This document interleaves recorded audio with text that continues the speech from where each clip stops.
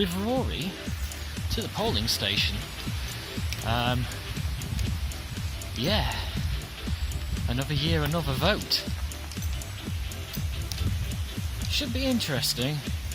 The results we've got tomorrow. I'm going to take tomorrow off. I'm not doing anything with Moobit Media. I think my wife's going to have the day off as well. So we don't know what it's going to end up like. Sorry, I'm not used to my new. I'm using a phone right now. I'm not used to where the lens is. It's on the opposite side to the phone. To my old one. What are you doing, Rory? Rory! So, yeah, I won't be filming inside the polling station because that would be illegal. But I think we'll do a bit of a segue cutaway, a bit of B-roll. I'll be right back with you in a sec.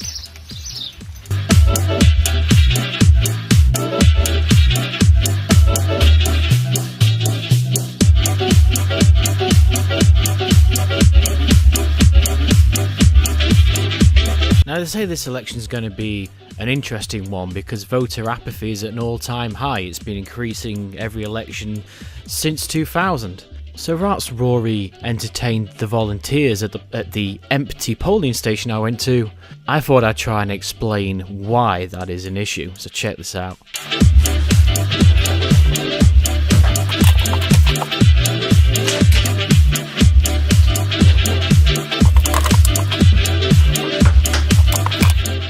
Right, so check this out, okay? I'm going to draw a little graph for you. It's going to be quite rubbish because my graph drawing skills are not the best. That'll do, I think. Now, so voter numbers, and there's your parties. So, this is what I'm talking about turning up to vote. Because if you turn up and you don't like any of them, you can write none of the above, okay? And that gets counted in the others section. Now, in the last election, this many, 3.5 million, were others and spoiled.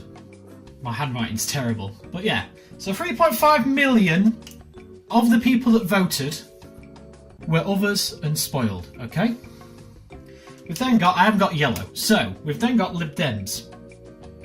And that was, can you guess how many was a Lib Dems? Well, it's basically 6.8 million. Okay? I'll put Libs. You'll know what I mean, okay? 6.8 million went to the Lib Dems. Again, of the people that voted. This is Labour. Can we guess how many voted with Labour? Bit more than normal. You're right, it was 8.6 million. Okay? Now here's the interesting one. Not much in it. Conservatives got in with, according to these figures, 10.7 million. Okay? So as you can see, not a massive gap. Okay? Now, that's the total amount of people that voted. Okay? How many people didn't even turn up and vote at all? Can you hazard a guess? Put it in your comments below. Let me know.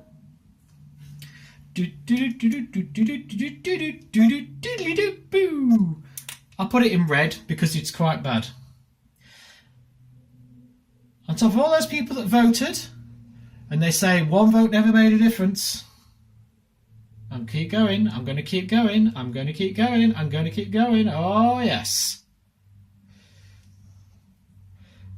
Did not vote. Final guesses, write them down. Can you guess? 16.9 million people did not vote at all. And they say that one vote never made a difference. Now, not a massive gap when you think about the population of our country.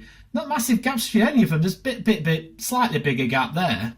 16.9 million people didn't turn up to vote.